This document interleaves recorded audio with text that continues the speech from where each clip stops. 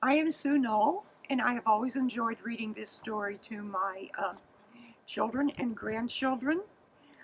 The train is a reality. It actually ran 70 years in Appalachia Mountains. And there was somebody who was tossing gifts out to the children. Now, the story about Frankie is a story. It's probably not real, but the train was real for quite a long time. And uh, when I thought of Frankie each year getting gifts, but not the Dr. kit he really wanted, I thought, well, this can happen to everybody. That you want something very badly, but you don't get it, and maybe you'll get something else. And so when you think of the feelings that Frankie had in not getting the Dr. kit, he was frustrated, he was disappointed, uh, but he had to take care of his own life. And eventually he did. He studied hard and became a doctor. And uh, when I read that last page, I just was overwhelmed with joy at the thought that he had made something very positive with his life. So I hope that even when you have difficulties, maybe you don't get the gift you want, that you will work hard to move to the place where you want to be, and maybe you don't get the gift, but you make the gift. Today, we're going to read a special Christmas story called Silver Packages, an Appalachian Christmas story. Now, you see in the picture the silver package, and this little boy is Frankie. And the story is about Frankie, and it's a story uh, where I always end up crying at the end, but the crying are it's tears of happiness. And maybe you will understand when we get to the end of the story. Um, Now, it says an Appalachian Christmas story. Appalachia is where we live, here in the mountains. And if you look on this globe, this is the United States. We live in the eastern part, and the Appalachia Mountains are a string or a chain of mountains where we live now. Appalachia typically has been a rather poor place to live. The people living there maybe had work, but they didn't earn much money. So it was a poor area of the country. All right. Now, oh, I need to explain one word, debt. It's spelled D-E-B-T. We don't pronounce the B. A debt is like if you borrow money from somebody, you have a debt. You need to return it. Or if somebody does you a favor and something nice for you, you have a different kind of debt. And you may feel like you wish you could pay them back in some way and do something nice for them. All right. This is Appalachia. Is it focused right for the camera? Mm-hmm. Yeah, it looks good. Okay. Now, as you can see, there are a lot of mountains, a lot of houses, and smoke coming out of the chimneys. And that's, of course, to heat the house because it was the only way they could keep the house warm and in the winter. A train comes through Appalachia every year at Christmas time. And though it doesn't have antlers, nor does the man standing on its rear platform have a long white beard. But it might as well be Santa Claus and his sleigh for all the excitement it stirs up.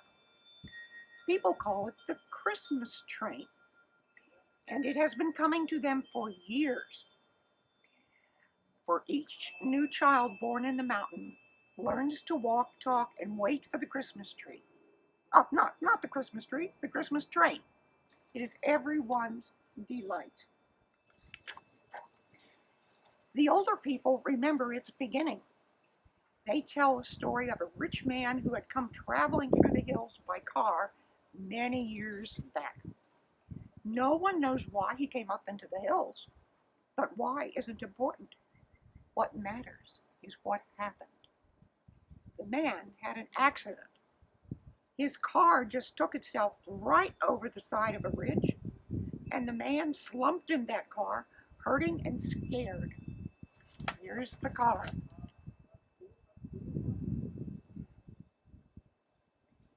And he's inside.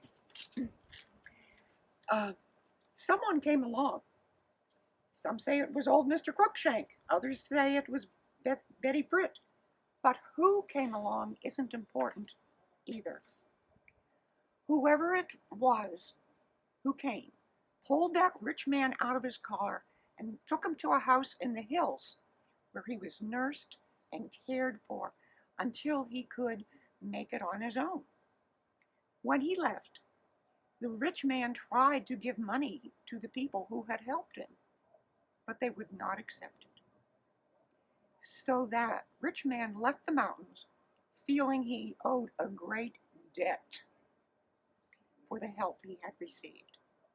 And for the remaining years of his life, he has been repaying this debt from the caboose of a Christmas train he brings into the hills each December.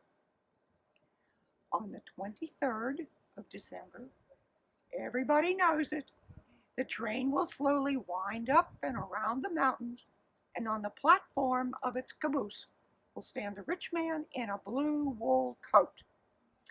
He will toss a sparkling silver package into the hands of each child who waits beside the tracks, and for some, it will be the only present they receive.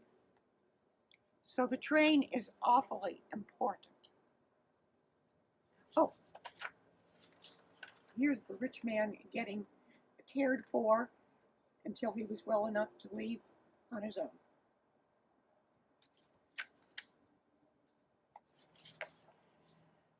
One year, a boy named Frankie stands beside those tracks and waits for the Christmas train. It is very cold, and a lot of snow has come down the night before. Ooh. Frankie's shoes are thin, and his feet hurt badly from the cold. But he is determined to wait, even if his feet and all the rest of him become ice. This one is Frankie. Look at his face. Ooh, he's cold.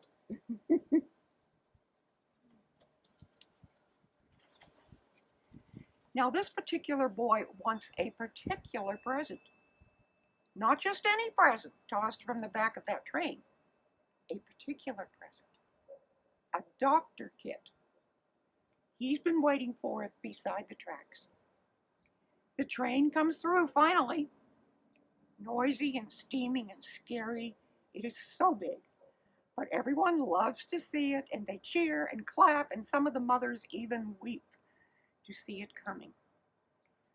Frankie stands there at the tracks, praying for a doctor kit, till he sees the caboose slowly coming up.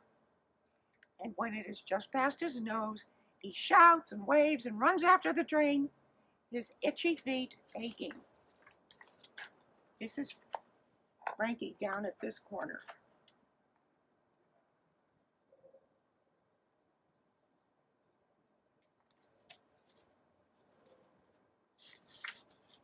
From the rear platform, the rich man in the wool coat sees him. "Merry Christmas," he calls.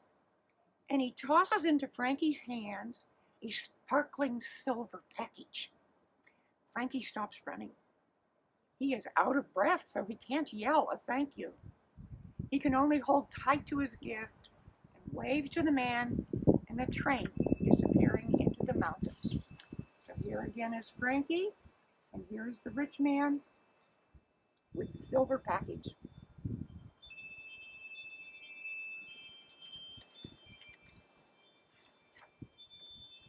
Frankie carries his package home and puts his own name on it and sets it under the family Christmas tree. On Christmas morning, he opens it. Oh, it isn't a doctor kit. It's a cowboy holster set and 3 pairs of thick red socks. Frankie looks at his mother and father and brothers and sisters, and he tries not to cry. So here's Frankie's package and the cowboy's kit and the red socks.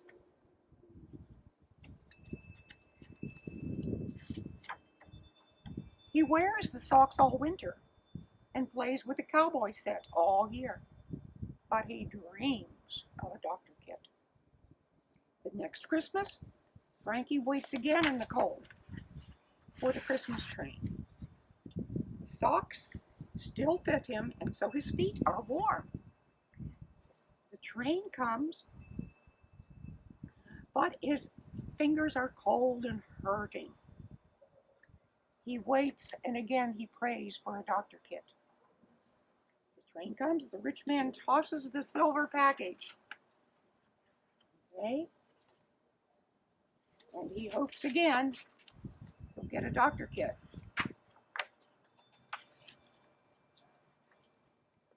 And on Christmas morning, Frankie opens it. No. It is a little police car with lights that really work, plus 2 pairs of brown mittens. Okay, here's his police car and 2 mittens to keep his hands warm outside. Frankie doesn't cry. He wears the mittens all winter and plays with the car all year. But he dreams of a doctor kit. Frankie waits 3 more years for a doctor kit. It never comes. He gets trucks and balls and games. He gets mittens and socks and hats and scarves. But the doctor kit never comes.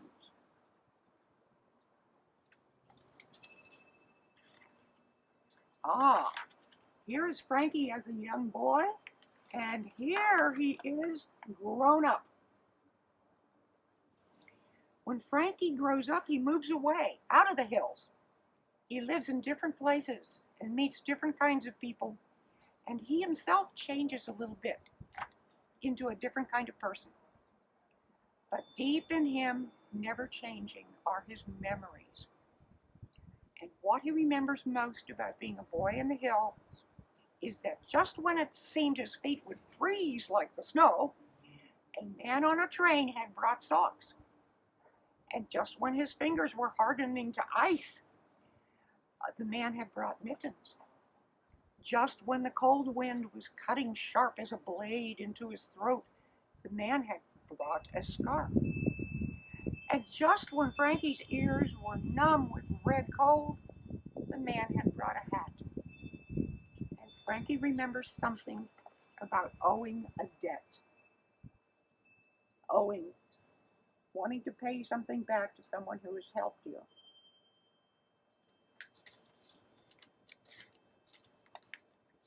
So, a grown man who has been a long time away moves back into the same mountains to live, where he grew up.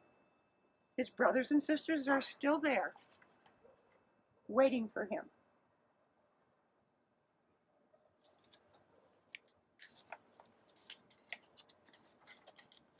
He returns to the hills where he has grown up, and that winter, near Christmas, he stands at the tracks again, watching the children wait for the train. And it comes, as always. Now this grown man, Frankie, watches the steam engine move toward him, watches the caboose roll by him, and he nearly runs after that train, so strong are his memories. This grown man nearly runs after a silver package. So here's Frankie grown up, and there's the rich man with the silver packages, who is paying his debt to these people by bringing Christmas presents for their children.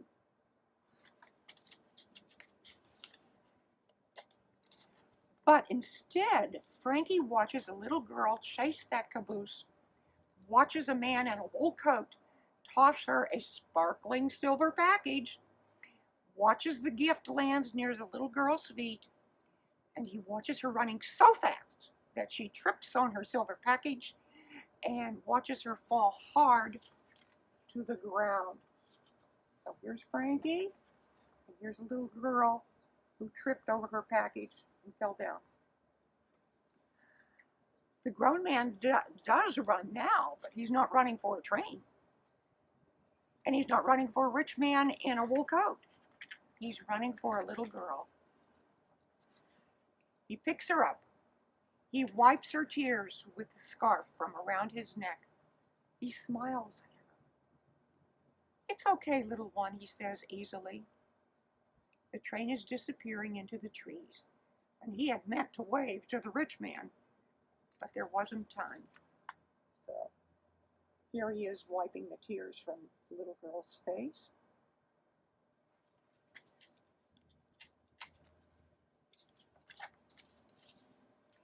He picks up the silver package and puts it into the little girl's arms. "You'll be all right," he said. "I'll make sure." He opens his kit to look for a Band-Aid. "My name is Frank," he says. He smiles. "I'm a doctor."